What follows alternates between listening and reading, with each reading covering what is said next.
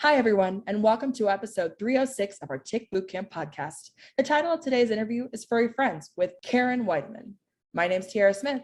And I'm Richard Johannesson. Our episode today is named Furry Friends because it walks in the life of Karen Widaman, a dog trainer who frequently is around many different types of dogs. Today, we dive into some of the risks when working with dogs, as well as some ways that we can prevent possible infection from ticks that may have come off of dogs. Without further ado, it is my pleasure to announce to you our good friend, Karen Widaman.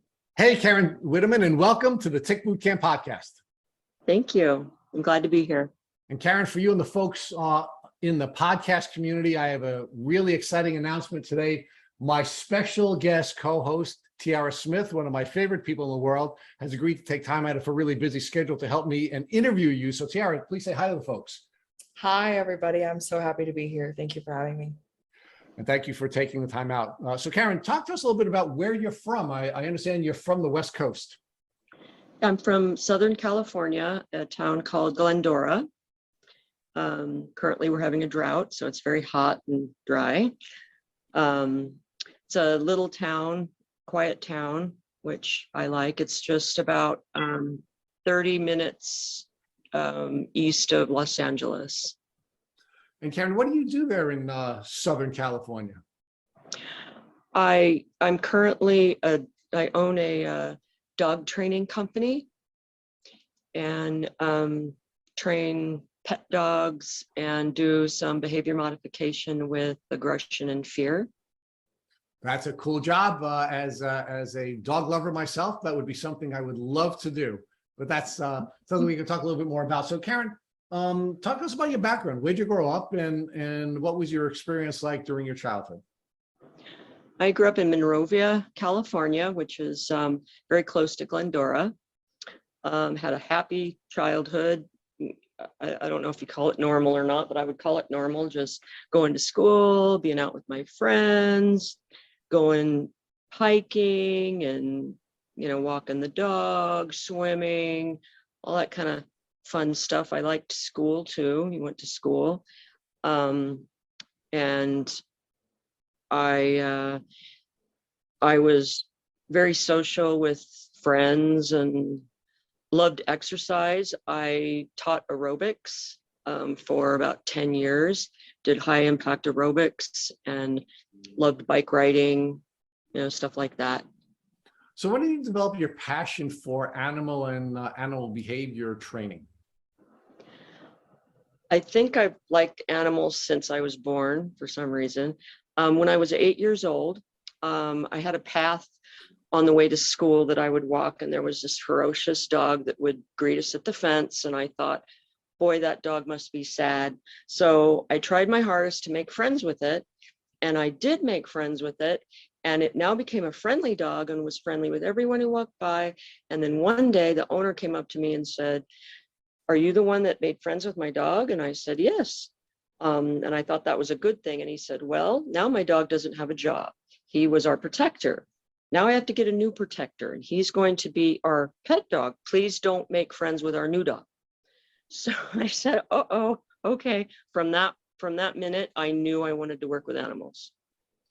So talk to us about what your experiences were like with animals, and in particular, what did you learn about properly caring for animals so that they would have a healthy relationship with their human companions?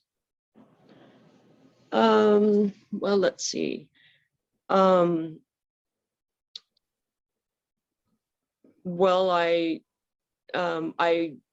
went to school to learn how to properly care for animals, how to keep them healthy.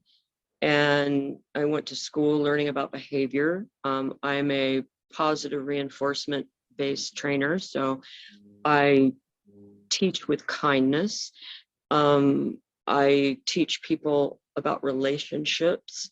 You have first good relationships with your animals. Instead of teaching them out of fear, you'll have a better outcome and safer outcome. So now, as part of the educational experience you had with learning how to keep dogs healthy and to teach humans how to be good companions with their companion animals. Did you ever learn anything about ticks and tick diseases? Wow, living in Southern California, this is what you learn. You learn ticks aren't out here very, very often. And if they are, they're of no danger. So you have nothing to worry about. Your dogs do not need to be vaccinated. You don't have to worry about it. So I did not give it 1 second thought. So was a part of the education first that you were receiving? I'm going to talk to you a minute about the education you are providing to others, but did the education that you received at any time teach you how to remove ticks from dogs, or how to check your dogs for ticks, and why that might be important for keeping the human companions healthy and not sick from tick diseases? Yeah, I learned about getting ticks off dogs from groomers that I work with. They'd find ticks on dogs, and I knew that there was Lyme disease out there, but I was always told that it wasn't in California. So we're not causing, the dogs aren't in much danger. However, you want to make sure to get the head out and all that. So they properly taught us how to remove the tick safely with a flat tweezer, and you want to make sure to remove the head and all that, and that was basically it. I always used flea and tick preventative basically because I didn't want fleas in my house. It had nothing to do with the danger to me, and that's just because of what I always was taught.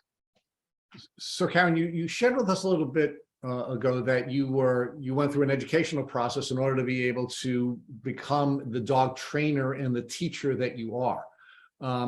You shared with us that you did receive some information about ticks from people in companion professions, the dog groomers. What about your educational experience? When you were going through your educational experience, were you taught anything about ticks and tick diseases and how to protect dogs and their human companions from these diseases? Yeah, well, I was taught that ticks, carry tick-borne diseases, and they can transmit to humans, and you want to make sure to medicate your dogs with, the proper tick repellents. Make sure to check your dogs for ticks, and we have the little blower, the blow dryers. So you blow dry, you look for the ticks and stuff like that. And so I was taught, always check your dogs when you go camping or hiking, that type of thing, because you don't want to, have that spread to your family. Okay. So now you've been in the dog training and animal companion training community for a long time. Are you teaching the people who are hiring you to assist them with their training how to check for and remove ticks? Yes. Currently, yes. My past experience, I think I was talking about my past experience, but currently I am teaching people, educating people the dangers of ticks for dogs as well as humans, and other insects such as fleas and mosquitoes. And so I educate them on proper diet. I educate them on proper flea and tick control. I educate them on checking and how to remove a tick, wives' tales on how to not remove a tick, that type of thing. So Karen, did you start to do this after you received your Lyme disease diagnosis, or was this something that you were already developing prior to getting sick yourself? I must say I started heavily doing this after I got my diagnosis. So let's now talk about your journey with Lyme disease. When did you first start to feel the symptoms that you now know to be the symptoms of Lyme disease? In 2000, maybe 2014, I started to develop mild stomach pain. And I thought it was that I was getting a flu. And then I started to also develop little mild tingly feelings in one of my heels. And I thought I'm on my feet all day. I'm probably trying to get a flu.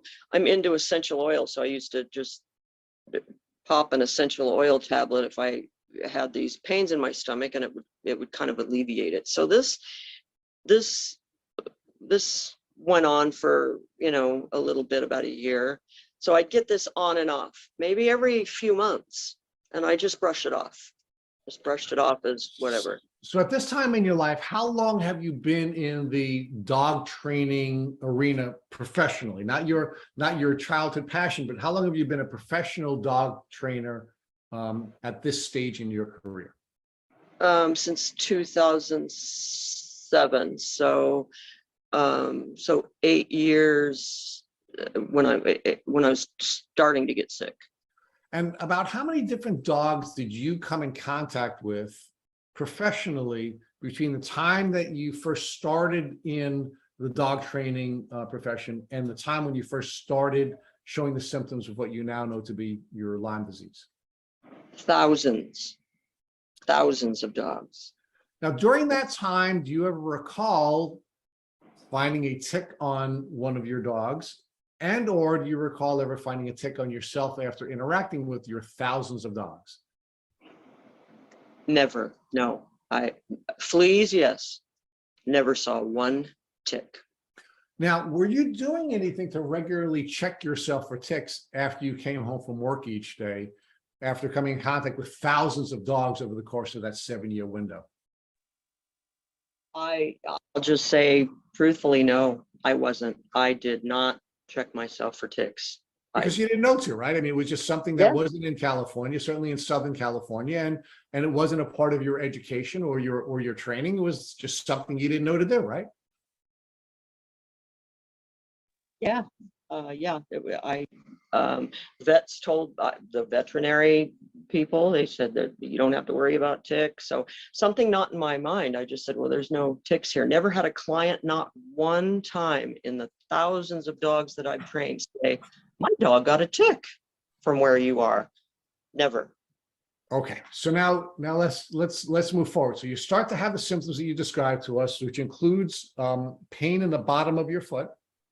Do you begin to see any doctors to determine why you're feeling the pains that you're feeling?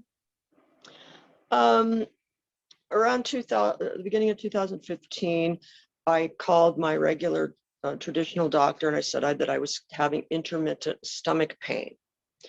And I went in, and I had tests. He gave me some blood tests, and he thought that I was just eating wrong, and he just said, just make sure to not have spicy food, and drink water, hold off any kind of too much caffeine or anything like that. And they just pretty much dismissed it. Okay, so the first doctor you see as a primary care physician, you give him, her, or them the description of your symptoms, and you're essentially dismissed, and you're sent on your way. So how did your symptoms develop, and how were your developing symptoms interfering with your personal life, your professional life, and your social life? Latter part of 2015, I started to develop more of the tingling in my feet and a little bit more of the stomach stuff. I remember clearly going to the store, getting my usual food, eating dinner. Then I woke up, and my pain in my gut was so severe that I couldn't eat anything. And at this point, it was mostly my gut. I didn't know what was going on. I thought, well, do I have stomach cancer? You know, so I made appointments with my doctor again at that point. And I could not go into work at that day, you know, at that little So bit now of time. you're getting so sick it's interfering with your professional life. You go back to your doctor and you tell your doctor that the symptoms that I described to you before are getting worse. My stomach is getting worse. My foot pain is getting worse. What was the doctor's response? My doctor said, well, we'll give you some tests. I had a hiatal hernia surgery in 1998. He thought perhaps that came undone. So he thought maybe that's what's making you, hurt in your stomach. So I had an endoscopist, or one of those, I don't know how to pronounce it, endoscopy, where they look down in your gut. I had a CT scan, a bunch of blood tests, and what they came up with is my surgery was perfectly intact. They said you have mild gastritis. But what they did find in my blood, they said you have a condition called monoclonal gammopathy of undetermined significance. And they thought that was the reason for my foot pain, my beginnings of nerve pain. And they thought that the stomach thing was unrelated. It's a bone marrow disorder. Okay. So did they provide you with any treatment for this diagnosis that relates only to, I guess, your foot pain at that time? And are they ignoring the stomach pain, or what are they doing for your stomach pain? They said that the monoclonal gammopathy is untreatable, so that's just something they'll monitor. But they said, well, you have mild gastritis, so we're going to put you on proton pump inhibitors. I think it was Prilosec, which I started taking, which later learned that was the worst thing that could possibly have they've given me. So I was taking that. And that just made me worse. So what did you learn about Prilosec, and why was that such a bad thing for what ultimately became your Lyme disease diagnosis? The Prilosec inhibits acid in your stomach, which inhibits vitamin B assimilation, which is necessary for your nerves to function in your body. Well, after I started taking the Prilosec, my nerve pain in my feet quadrupled. I was now I could not walk. I felt like I was walking on a sea of glass. And that's the way it was from then on for a long time. Okay. So talk about how your symptoms developed in addition to now this severe foot pain that you had. What other symptoms were developing, and what other doctors did you see? I kept seeing my traditional doctors to try and unravel things. They did not unravel things. My nerve pain became worse. My stomach pain became so bad that I couldn't eat anything, and I lost, I think, a total of 50 pounds in a very short period of time. And I started seeking other alternatives. I found a natural doctor close to my house. Never thought of doing that. And I went to see them, and they suggested I take a blood test for Lyme disease. Okay, so let's talk about that. So you're seeing a lot of different traditional doctors. You're not having a good experience with these with many of these traditional doctors, and I understand from our earlier information that you saw an internist, a GI specialist, a neurologist, an infectious disease specialist, and an oncologist, right? So you saw this. Yes. You saw a whole range of specialists, and no one can diagnose you. So now you go to see this naturopathic doctor, and that doctor recommends that you take a Lyme disease test, right? So what was your reaction when the doctor said, hey, let's test for Lyme? I said, well, I don't, I don't think I have Lyme disease because I don't go hiking and there's no Lyme disease in California. So I thought it was for naught, but I said, okay, I'll take the test. And why did the doctor recommend to you that you take the Lyme disease test first? And second, did that doctor suggest to you that Lyme disease has a more broad definition than this one bacteria, and that perhaps your foot pain could be connected to a different type of a tick disease? Yeah, she said that, well, she said, number one, my profession, I'm around dogs, and dogs, you know, have ticks a lot of the time. So, you know, that sparked in her. And then she said, Lyme disease is the imitator of many diseases. So she said, you have multiple things going on for really no reason in a quick amount of time. So she felt it just made sense. And she thought it made sense because that was one way of tying together these diverse set of symptoms that so many of your specialists were either ignoring or isolating and focusing only on one rather than the whole large picture of symptoms that you were suffering. Yes, exactly. Exactly. So what type of a blood test did you take and what were the results? I took a blood test from IGeneX lab, and this was in 2016. And it came back positive. I was shocked and stunned and actually relieved because I thought, wow, now I can get better. I know what's wrong. I can get better.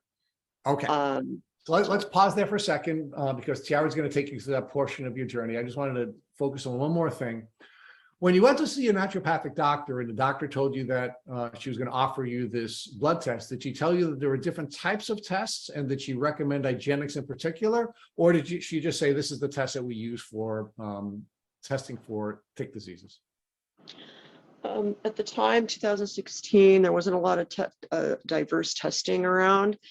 Your typical, your typical Western blot and ELISA test that the traditional doctors do, she said, a lot of times come up with false negatives. So she said, this is a very reputable lab. They look at things closer in the DNA, and I don't know all the scientificness of it, but she said that if you have Lyme disease, they're most likely going to find it. Now, when you got your test back from IGeneX, did you notice if you had more than one tick disease? And if you did, was that a surprise to you? They didn't test for different species at that time. So they just would say either it's positive or negative and what bands you had them on.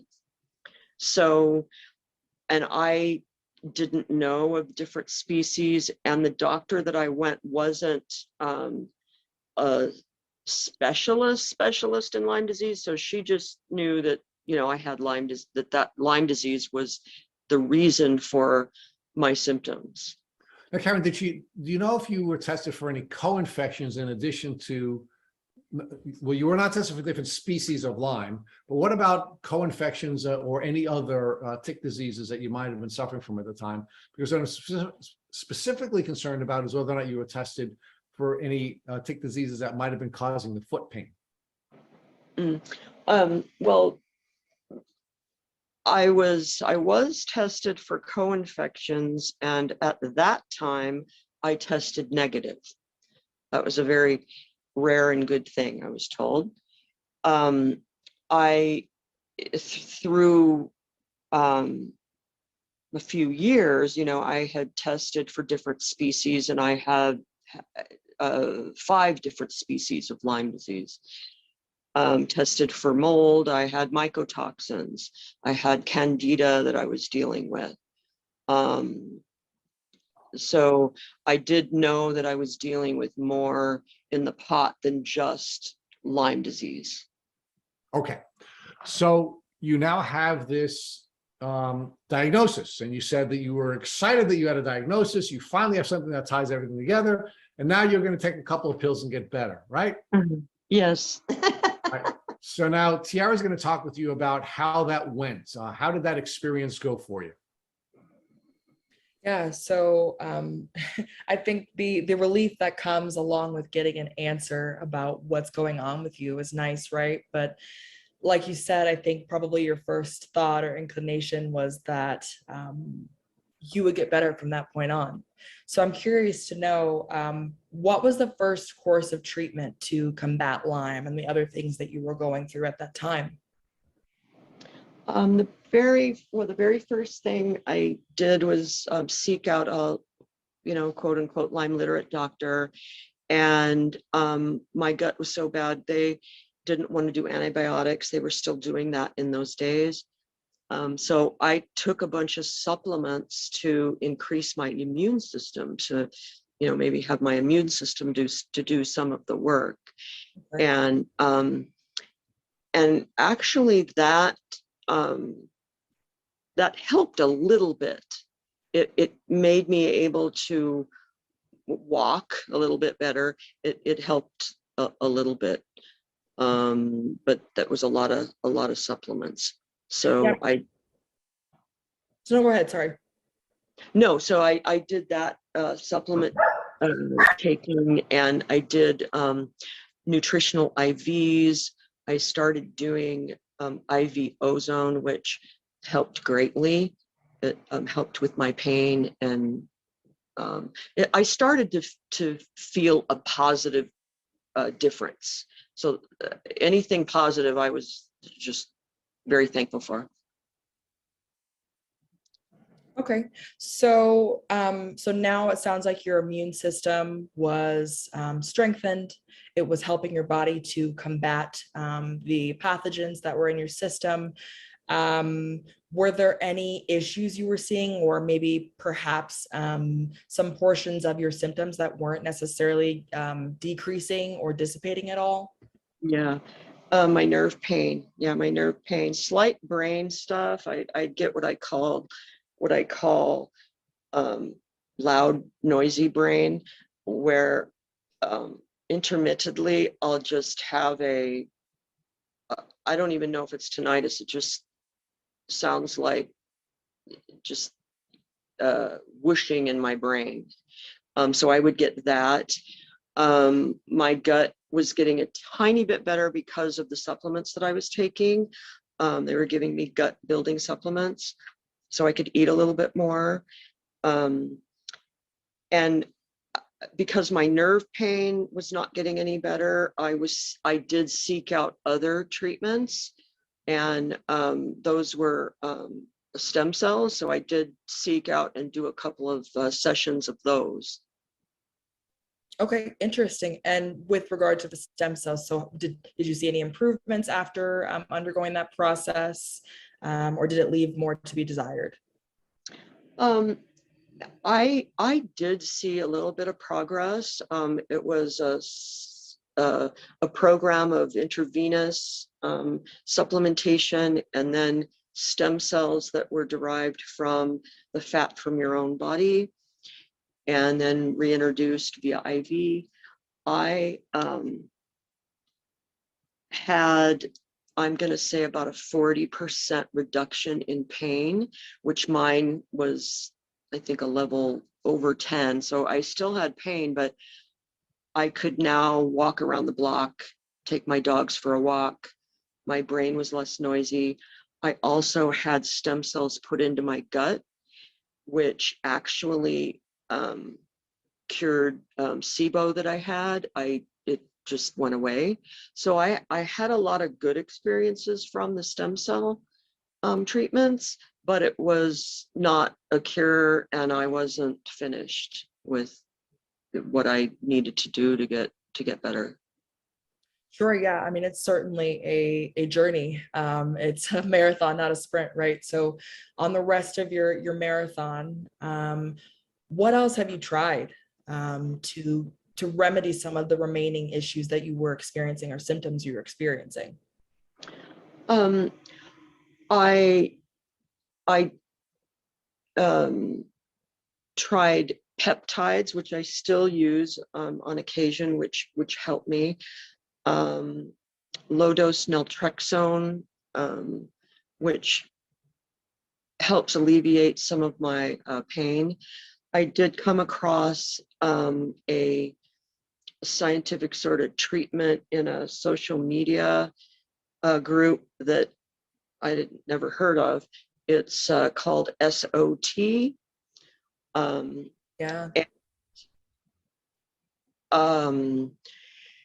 I learned that it's an mRNA sort of treatment, and it basically, in layman's terms, it instructs the bacteria to live its normal life, not procreate and die. I resonated with that and thought that made complete sense. And so I sought out a doctor that did that and had my first SOT treatment in 2019. Okay. So, are there any other things that you've tried from the point that you are at now to when you were doing more of that SOT treatment that you feel like has helped and paid dividends in terms of increasing your health and quality of life? I say of all the things that I've done, the supplements, supplements, IV treatments, the ozone was one of the treatments I did, 1 pass and up to 10 pass ozone. That increased my energy, made my overall wellness. I just felt overall a sense of wellness. Really helped with the pain in my my lower leg and feet. I was able to wear I couldn't wear socks or normal shoes, so I was able to wear shoes when I'd have the ozone.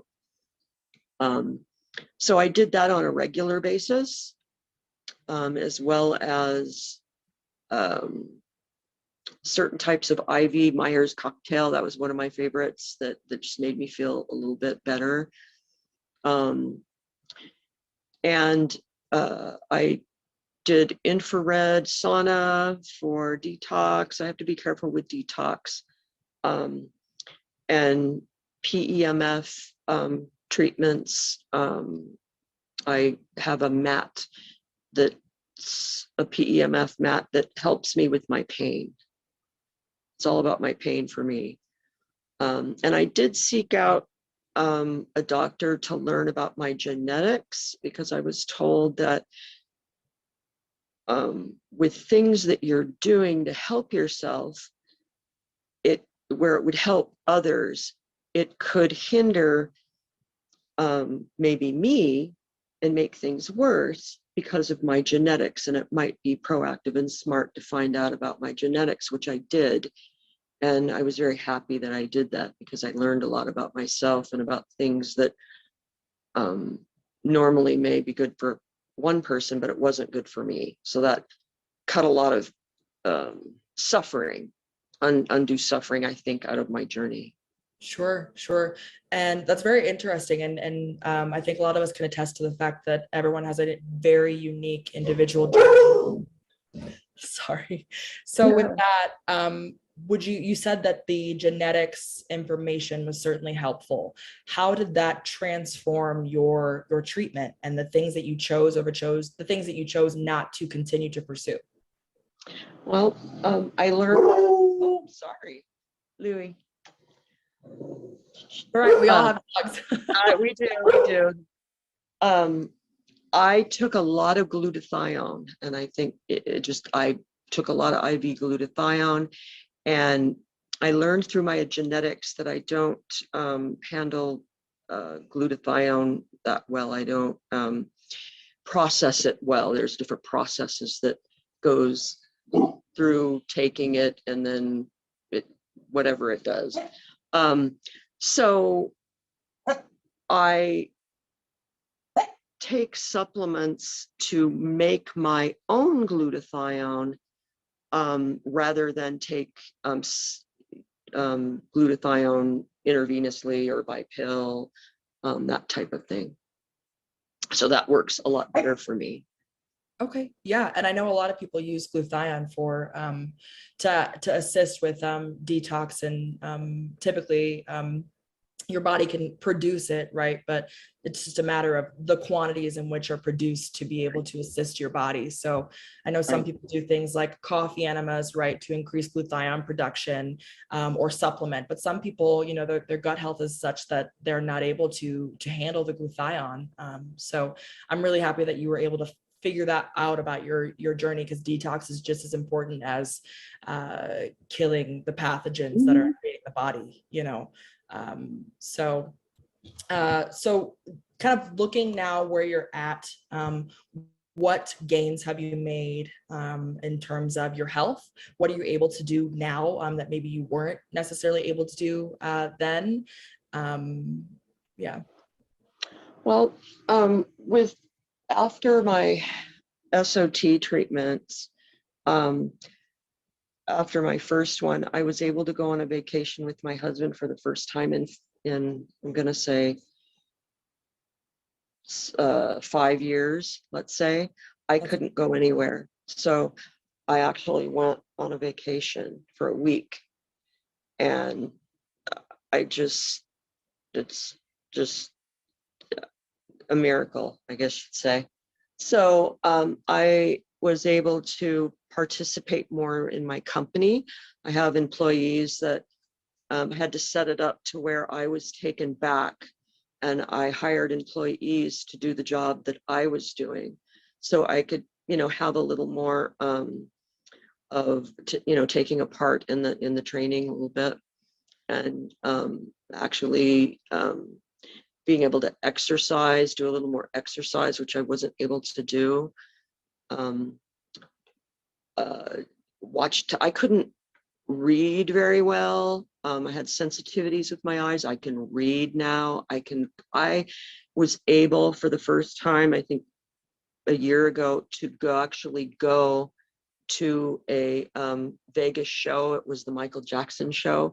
That was loud, and I would have never been able to do that. I I can't even tell you how happy that made me. I just, you know, normal things like that that you take for granted, I'm able to do. absolutely. Yeah, you never realize how many things that you used to do and be able to handle stimuli wise until that changes. So that I'm so happy that you were able to have that experience and that you're able to enjoy other portions of life again. So I'm gonna actually hand things back off to Rich for the interview. Okay, great. All right, Karen. So let's talk about a little bit more about your healing journey. If you were to do it all over again, what would you do differently than you did do as you were going through the journey over the last several years? Well, I would have been more knowledgeable. I would have paid a little bit more attention to the tick importance, um, the knowledge of that, because it was like a little voice in the back of my head saying what they're saying doesn't make sense. So I would have done tick checks when I came home, you know, from, you know, hiking with the training dogs and stuff, that type of thing. I would have done that differently. And what about your treatment and the order of treatments that you did that you just shared with Tiara? Is there anything that you would have done that you didn't do? Or is there anything that you did do that you wouldn't do if you were to do it again? Well, one thing about Lyme disease, I think everyone can feel, is that it's very expensive. So when you're chasing, you're in such horrific state that you're chasing it. So I chased anything that came along instead of focusing. And so instead of spending this and that and this and that and this and that on anything, I would have maybe took a little more time to research a little more slowly to make a plan. So I would have, you know, maybe come up with maybe the stem cells later instead of first, you know, to clean things up rather than first. And then the SOTs were around. I would have done that first. And then I would have found out about my genetics first too, because that had a big part. And then been more, sorry, Louis, quiet. Louis is allowed to participate. It's okay. And I know. And then I would have been more careful about mold. Mold was an issue with me, and I didn't think that my 100-year-old house was important to look at, which I would have done. Okay. And how did you ultimately discover that the mold issue was a significant issue, and what did you do about that on your healing journey? I had a what's called an organic acid test to test all my stuff, and they said, you have mycotoxins, you're getting exposed to mold. And I said, well, gee, I don't ever see mold anywhere.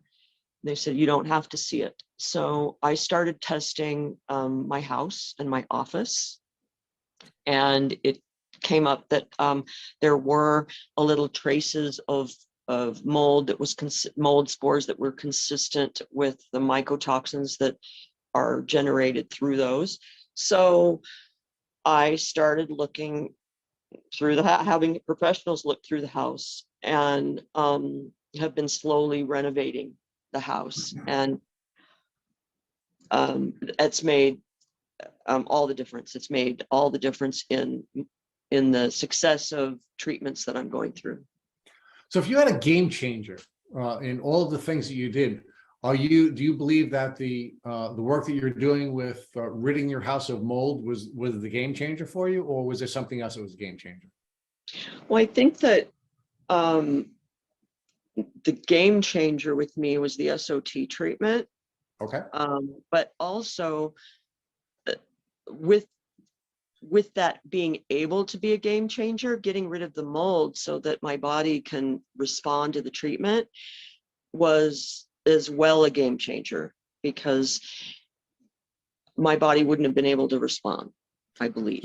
So you're saying there really wasn't a game changer. There were two game changers, and together Yes. that puts you in a position where you could go on your healing journey, or make Yes. great strides in your healing journey. Yes. Yes. So if we Yes. would again try to develop a model for someone else, right? Because one of the things you said is that if you had to do it again, you'd look for, you'd come up with a plan. And of course, one of the best ways of coming up with a plan is finding someone else who's already been on the journey, has had success on the journey, and then follow in their path, right? You could find somebody like Tiara, for example, who had a very well thought out plan, right? So if you were to recommend a plan, would your plan be A, start with your genetic testing so that you have a genetic profile, B, then go to SOT and the mold remediation, and maybe I guess do the mold testing, and then C, you would go forward with the stem cells? Would that be your plan to go forward? Yeah, that would be my pretty much my plan. Yeah, in that order. And then the, along with your other eating healthy and detoxing, I have to watch my detoxing, quiet, not to detox too heavy too fast. That's really bad for me. So So you want to make sure that you're engaging in immune supportive behaviors like moderate exercise and cleaning up your diet and being aware of how to properly detox. And of course, you would have learned that very early on from your genetic testing, because the detoxing issues that were particular to your journey would have revealed themselves through your genetic testing. That's correct. Yes. Yes, absolutely. So let's talk about the beauty of Lyme, right? Because this is a challenging disease for all of us, but there are some beautiful elements of it. So talk to us about how this has been transformational for you. How did you learn about yourself, your gifts, and your purpose by going through this journey? Well, I was a workaholic, focused on work, so that was my focus. So Lyme disease made me step back and stop. It it just enriched the deepness of my faith, my Christian faith, to trust in God. And it allowed me to, I guess, find out about me, who I am. It gave me empathy for others. And I found a passion for wanting to help others. Yeah. Talk to us a little bit about how it changed your relationship with the people you were serving professionally, because you did share with us earlier in the podcast that teaching people how to remove ticks and teaching people how to keep their pets safe from ticks, and the importance of doing that so that they can keep themselves safe from coming in contact with ticks and tick diseases also became a part of your professional passion. Talk about how that transformation had occurred as well. Yeah, I get a lot of clients that, are ignorant. And so I do, a lot of education on Lyme disease in California, that it is here, and education on, having your dogs properly groomed and prevent, the prevention that is required, how to remove a tick if you do find you get one on you. Also, the importance of keeping yourself healthy in case you do get sick. It's easier for your body to ward off things if you're healthy rather than if you're not. So things like that. I've said to people, you don't want to have your house infested with ticks. You don't want to have your dog bring in ticks to your life. And Karen, I'd argue that one of the greatest elements of being vulnerable to tick disease, especially for those of us who have companion animals, are our companion animals, right? I didn't share with you offline, but I'll share with you now. The last 3 ticks that I found on me all this year all came in on my dog. I was sitting on my couch. She came inside. She sat on me, and as she got off, I found a tick. Crawling on me. Now, I didn't get bit in any of those 3 cases, and I think there are a lot of different reasons for that. Part of which is that I'm so tick aware that when a tick walks on me, my skin crawls, right? So it is really important for those of you in the community of people who are serving dogs and dog owners and dog trainers to let human companions know that they are more vulnerable to tick diseases when they have companion animals, and they need to be aware of that. Absolutely. Yeah, I educate that day in and day out every day. We love our furry animals, but they get into trouble. They get into, Yeah, I mean, another thing, of course, that we have to be careful about is depending on what your relationship is with your pets. My dog sleeps in bed with me every night, right? So, and I'm not going to change that. I mean, there are people who have argued to me that I'm not responsible because I sleep with my dog, but I've always slept with a dog my entire life, and I'm not going to change that. So my solution is not to change my relationship with my dog. My solution to that is to constantly check myself and check my dog. So when my dog comes into bed, I'm checking her, right? When I get up in the morning, before I shower, I disrobe and I check myself. Before I go to bed and before I put on my pajamas, I check myself, right? So rather than changing my relationship with my companion animal, and my dog in particular, I'm just making sure that I'm tick aware and I'm checking myself so I can continue to have, the relationship I've traditionally had with my dogs. What are your thoughts on that? No, I agree. Yeah, I agree. I agree completely. Having good hygiene with us is just as important as having good hygiene with your animals. If your animals are in your realm, they're bringing in the outside in. Also educate on, we love to give the doggy kisses, but that can be dangerous. So I maybe not everyone will agree, but I educate on that as well. Making sure that your dog is healthy, your dog is clean, your dog is brushed, you are just as aware of what's on your dog's skin as you are on your own skin is the same importance.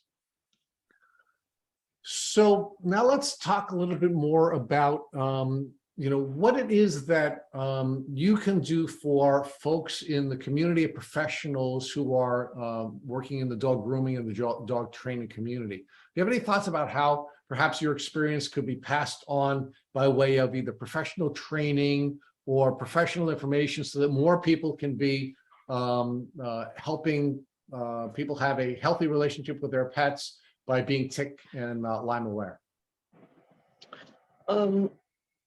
Yeah, so, always there's like I said before, the tick and flea and tick prevention. There's all different kinds of methods of that. There's the traditional oral medication, the traditional liquid on the back. You've got clothing for your dogs that your dog can wear. Not everyone's, some people are allergic to the flea and tick preventatives that are for dogs. So there's clothing that you can have your dog have, a bandana that has flea and tick repellent.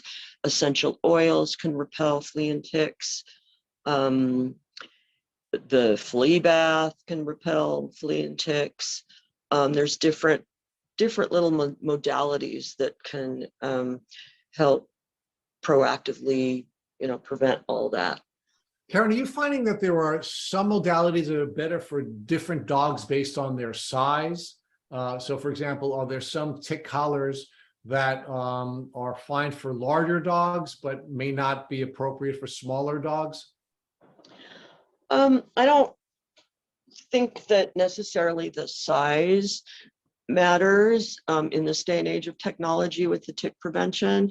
The age and the health of the dog matters, and maybe the furriness or the non-furriness of the dog.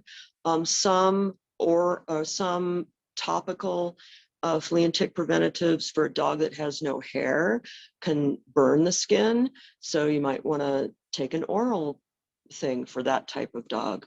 If you've got aged dogs, sometimes the flea and tick prevention that you take from your vet is not appropriate for the health of the dog. So that's when you might want to go for a collar or even some of the dog clothings, or an essential oil blend to repel the ticks. So Karen, I have an example in my family. So both of my dogs are vaccinated for Lyme disease from our veterinarian, but they also wear the Seresto collar.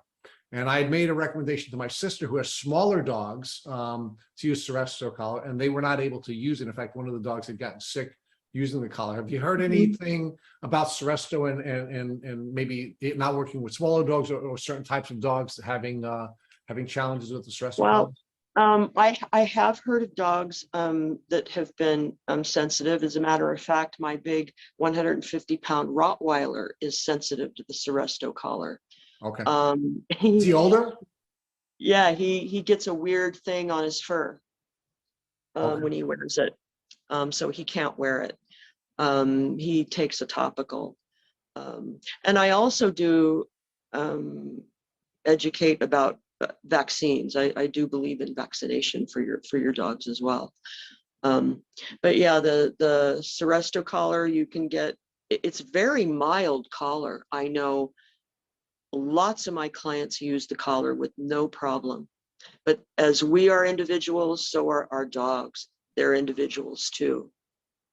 So your recommendation is that, of course, you just keep an eye on the dog and see how the dog is reacting. So yes. If you could just sort of tie this up before Tiara asks you the final question, if you were to outline the different options that that folks have for their companion animals, their dogs in particular, to keep them and their human companions safe from ticks, what would be the outline of different options folks would consider? I'd always have your dog healthy, healthy food, not a lot of junk food. Vaccination would be important for the health of the animal. Flea and tick prevention, whether it be oral and that's taken orally. There's many different ones. The oral ones usually they're wide spectrum. They're mosquito, tick, and fleas, that type of thing. There's topical, where you can do topical. It's a little liquid that goes on the between the shoulder blades. You can do that.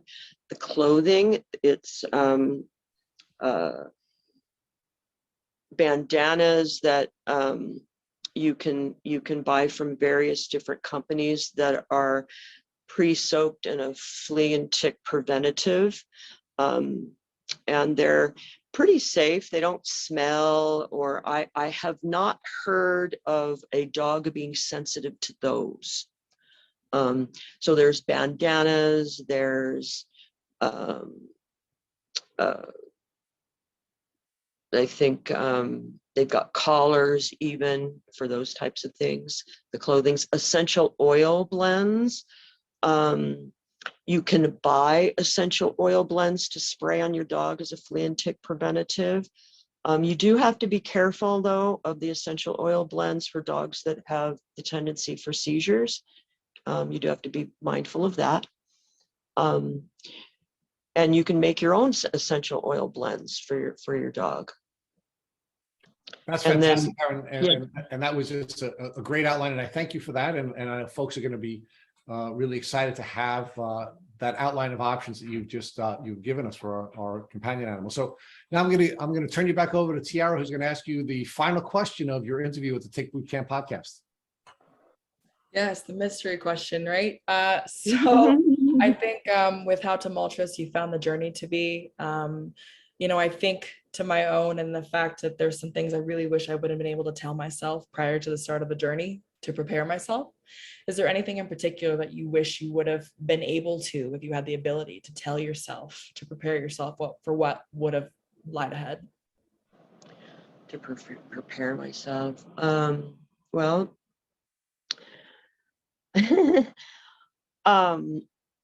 there's always, I hope I'm going to answer this right, but I believe that I got Lyme disease sitting on a stump in the middle of an area where there was deers, and I didn't feel comfortable about it, but I did it. And I wouldn't have done that. And I feel that I wouldn't have gotten Lyme disease.